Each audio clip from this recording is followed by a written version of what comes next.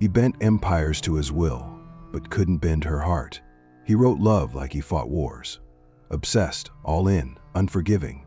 And she still left.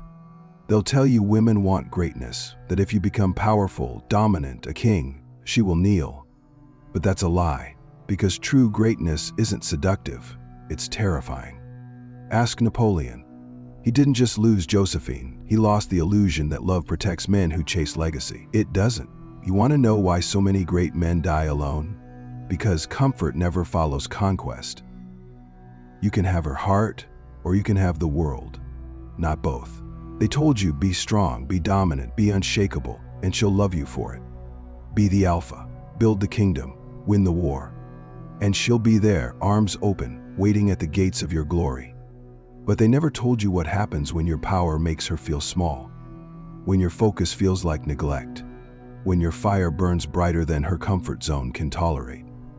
You see, the myth isn't that women don't admire great men. The myth is that admiration equals devotion. It doesn't. Admiration fades when it stops serving her emotionally, when your mission no longer makes her feel seen, when your silence, your thinking, starts to feel like distance. That's when she reaches for something safer, something softer, something more available. They said be the alpha, but they forgot the fine print. Alphas don't get loved. They get followed. They get feared. They get envied, but rarely kept. Because to be truly great means to be consumed by purpose, and a man consumed by purpose is rarely present. He forgets anniversaries, he misses dinner, he's not texting back, because he's busy changing the trajectory of the world. That's not romantic, that's threatening. And here's the truth no one wants to say out loud. Most women don't want a king. They want a servant dressed like one. A man who looks like he leads, but whose time, thoughts, and identity orbit around her, not around destiny, not around vision, not around conquest. Because greatness doesn't kneel, it doesn't ask permission, and it doesn't apologize for not making her the center of the universe. But that's not what we were sold. We were told, become excellent and she will stay. But they never warned us that excellence is a lonely language, that most people, including women, don't speak it. They fear it. Because the man who builds is unpredictable. The man who leads doesn't pause. And the man who ascends cannot be caged by comfort. So what happens? She chooses the man who does pause, the man who orbits, the man who trades his crown for cuddles and his empire for emotional availability. And he's praised. He's called the real man. But he didn't win her heart. He just didn't scare it. And Napoleon, he learned that the hard way. He built an empire while Josephine entertained lovers. He bled for legacy while she longed for stability. He loved her as a titan, but she wanted a man who made her feel like a queen, not a subject of history. That's the myth. That being the alpha guarantees love. It doesn't. It guarantees resistance. It guarantees resentment. Because real power doesn't submit to emotion, and emotion, when unmet, turns admiration into fear. So here's the question you weren't supposed to ask. Do you want to be loved? Or do you want to be great? Because if you want both, you've already chosen neither. Love is beautiful until it competes with purpose, until it stands in the way of something larger. Then love becomes a decision, a crossroads, and every man chasing legacy eventually faces it.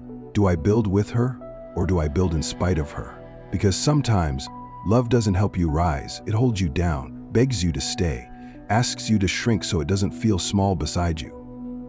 Napoleon didn't start as a monster. He started as a man who wrote love letters with trembling hands, who whispered Josephine like it was both prayer and plea.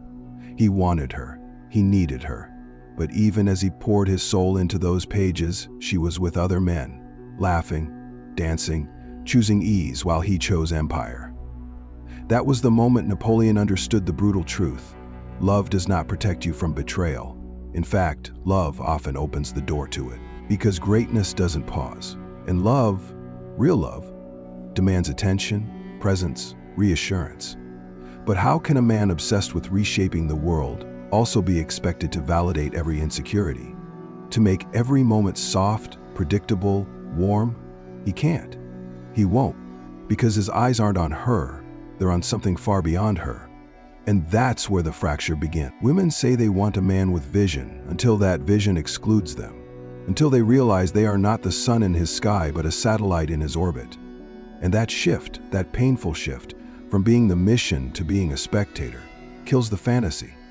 Suddenly he isn't strong, he's selfish, he's emotionally unavailable, he's too cold.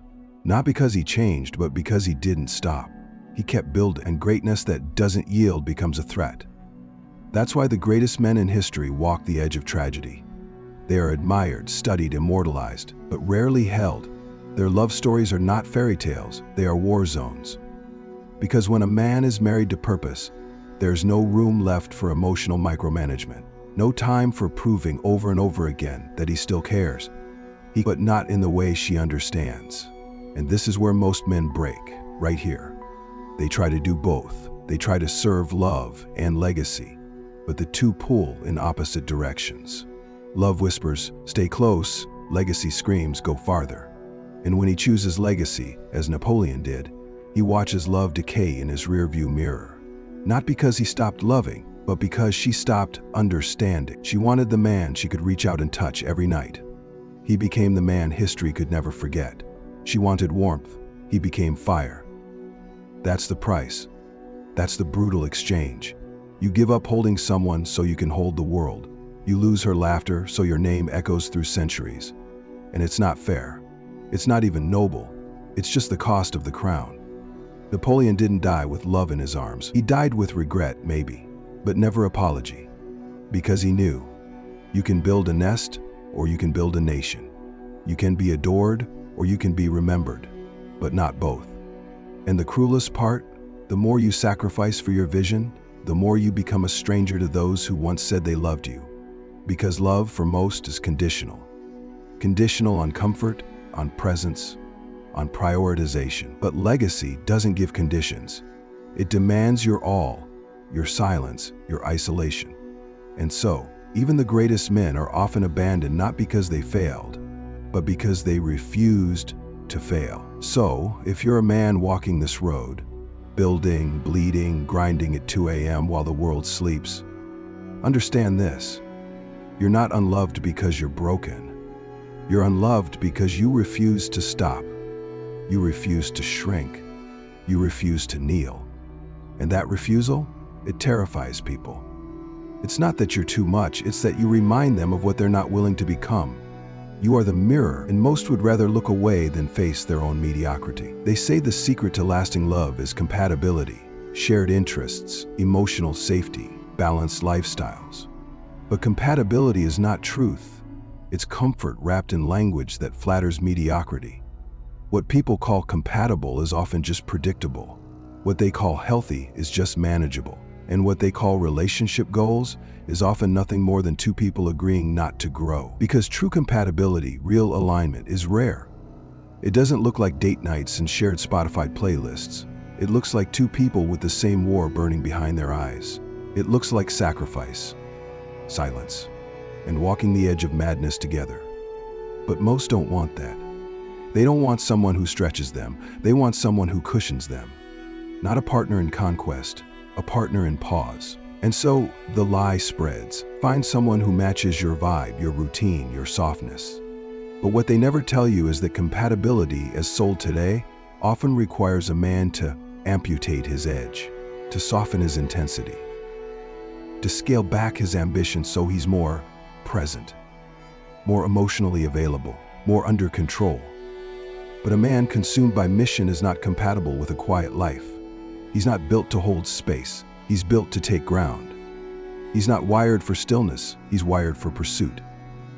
And the very things that make him a force in the world make him a problem in relationships. Let's be honest. The man who disappears for days chasing a breakthrough, he's distant.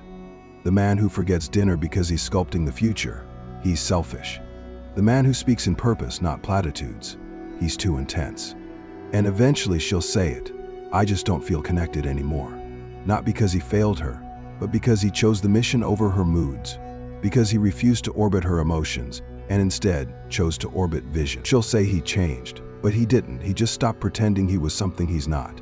He stopped auditioning for the role of safe man. Because that's the real script of modern love. Men are rewarded for their potential, but only if they contain it, only if they stay manageable, only if their greatness doesn't disrupt her comfort. And most do just that. They trade the sword for the spoon. They give up the storm to become her peace. They mute their hunger so they can be compatible. But the man who refuses, he's not praised, he's not chosen, he's called toxic, arrogant, emotionally unavailable, not because he is, but because he can't be owned. He doesn't bend, he builds. He's not trying to be a good boyfriend, he's trying to become a legend. And for most women, no, for most people, that's not compatible. That's intimidating, that's unbearable. Who isn't afraid to walk alone means you have no leverage, no control, no access of power. And in a world where relationships are traded like contracts of emotional exchange, that kind of man is a threat. So she'll choose the other one, the one who stays when she cries, the one who pauses his dreams when she doubts, the one who makes her feel safe, not challenged. She'll call him mature, she'll call him emotionally intelligent, but she will never truly admire him. Because deep down, she knows. She didn't choose a king, she chose a servant who looked like one. Great men are not hated because they are evil. They are hated because they are mirrors. They reflect everything others are not. Their ambition highlights complacency. Their silence reveals insecurity. Their discipline exposes weakness. And for most people, especially in love, that mirror becomes unbearable. To be with a man who doesn't need you emotionally, who doesn't flinch when you withdraw, who doesn't beg for reassurance when things get cold, that's not romantic, it's terrifying. Because you cannot mold a man who is already forged. You cannot bend a man whose spine is steel. And most are not prepared for that kind of presence. So they call him names. They demonize what they don't understand. He's narcissistic, he's distant, he's too intense. No, he's just not bendable. And in a world where emotional leverage is the currency of control, a man without needs is dangerous. That's why the great man becomes a mirror people run from. He doesn't beg, he doesn't explain, he doesn't dilute himself to soothe your ego. And that forces everyone around him to confront a truth they've spent their lives avoiding. Comfort is a choice, so is mediocrity. You don't get to stay small when you stand next to a giant. You either rise with him or you run from him. And most run. Especially in relationships, because being with a man who lives for something greater than affection forces her to grow or leave. There's no in-between. He won't be distracted by drama. He won't abandon the mission to tend to every emotional bruise, not because he's unloving, but because he's focused. His love is not soft, it is structured. His loyalty is not loud, it is absolute. But only if you can keep up, and that's the part no one wants to say out loud. Most people, most women, don't leave great men because they're toxic. They leave because they can't rise fast enough to stay beside them. Because his fire requires more than presence. It requires evolution. And evolution is painful. It means facing the gap between who you are and who you need to become. It means letting go of comfort, validation, emotional indulgence. And most aren't willing. So they blame him.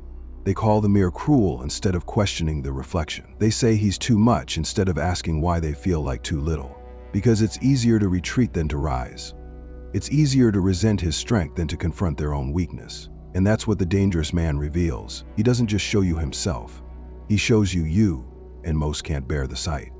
That's why Napoleon was never truly loved the way he gave love. His devotion was fierce, his passion unmatched, but the same fire that forged his empire also burned through every illusion of romantic security. Because a man building something eternal cannot be owned by someone temporary. And once you see the world through his eyes, through the eyes of a builder, a breaker, a man possessed by purpose, you realize just how shallow most connection really is. So the next time she leaves, the next time you're told you're too focused, too obsessed, too emotionally unavailable, understand this. You are not being rejected for your flaws. You are being rejected for your fire. You are being rejected because your very existence demands growth. And most people are not ready for the cost of becoming more. That's what it means to be a mirror, to be a threat without trying, to reflect without permission, to remind others of what they could be and chose not to become. Every man comes to a fork in the road. One path is warm, safe, familiar. It smells like home-cooked meals. It sounds like gentle reassurance. It's the path of companionship, of being understood, celebrated, accepted. The other path? It's dark, unforgiving, quiet. There are no congratulations, no soft hands to hold.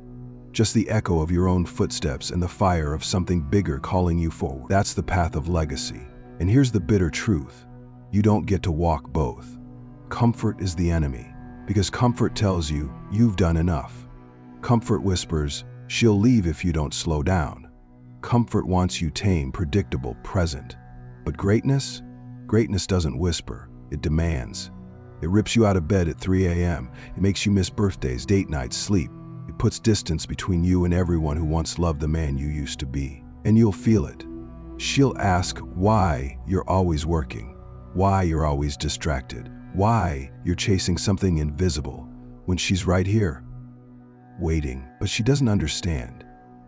You're not choosing the grind over her. You're choosing who you must become to carry the weight of your vision. And that version of you has no time to beg for emotional validation. That version of you isn't built for pause. He's built for pressure. She won't say it out loud, but the moment she sees you choose purpose over her pain, she'll start to let go. She'll say, you've changed. She'll say you're selfish, and maybe in her world you are, but in the world of empire, in the world of momentum and mastery, you're exactly what's required. Because greatness doesn't live in balance, it lives in obsession. And obsession has a cost most men aren't willing to pay, so they compromise. They cut pieces off their vision to fit into her expectations. They trade their calling for comfort, and in doing so, they become ordinary. And yes, they're loved, yes, they're appreciated, but deep down, they know they betray themselves. And that love, that warmth, it starts to feel like chains. Because the man who is meant to lead, to forge, to disrupt, dies slowly in comfort. He forgets who he is. He becomes a shell of his former fire. And when that fire dies, so does her respect. Because here's what no one tells you. She may say she wants you soft, available, attentive, but what ignites her soul is a man who cannot be broken. A man who serves something greater than her needs. And if you give all that up for her, she'll love you, but she'll never follow you. She'll never look at you and say, there goes a God in motion. Because gods don't kneel for affection. They build altars of purpose, and they bleed on them. So ask yourself, do you want warmth or do you want legacy? Because comfort will give you a partner, but only pain will give you power. And Napoleon? He chose power. He chose conquest. And in the end, he walked alone. But he walked with the weight of history at his back, not a woman's approval. That's the real decision. It's not between love and loneliness. It's between legacy and compromise, between building something eternal or building something safe. You can have her heart or you can have the world, but not both. You've heard the truth now. The kind that doesn't come dressed in comfort or soft reassurance. The kind of truth that scars and sets fire to the lies you were raised on. And if your heart is still asking, but why didn't she stay? Then you're not ready. Because she didn't leave because you weren't enough. She left because you were too much, too focused, too unshakable, too far down a road she never intended to walk. You weren't rejected for your flaws. You were rejected for your fire. You were not built to be held. You were built to build. You were not born to orbit someone's emotions. You were forged to reshape the world with your bare hands.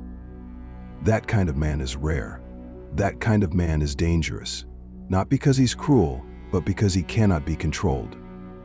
So stop mourning her departure like it was a loss. It was a revelation, a violent mercy, the universe clearing the path for your mission. You don't need to be loved like the rest, because you are not like the rest. You are not peace, you are purpose. You are not the lullaby, you are the storm. And storms don't apologize, they arrive. They change everything. That's who you are. So own it. Let go of the fantasy where she claps from the sidelines. Let go of the dream where love nurtures your mission. Most won't understand you. That's the price. But what you build outlasts all of them. One day, the same world that called you too cold, too intense, too obsessed, will kneel at your feet and etch your name into time. Not because you were loved, but because you refused to break. So choose the throne. Choose the silence. Choose the fire. Let them whisper, Let them misunderstand you, because while they chase comfort, you will become legend. No woman builds statues. No woman rewrites history. No woman leads nations into fire. Men do, and they do it alone. You weren't built for her comfort. You were built for conquest. So stop asking why she didn't choose you. You already know. She didn't want greatness, she wanted comfort. And you, my brother, you are not comfort, you are danger. And the world still bows to danger.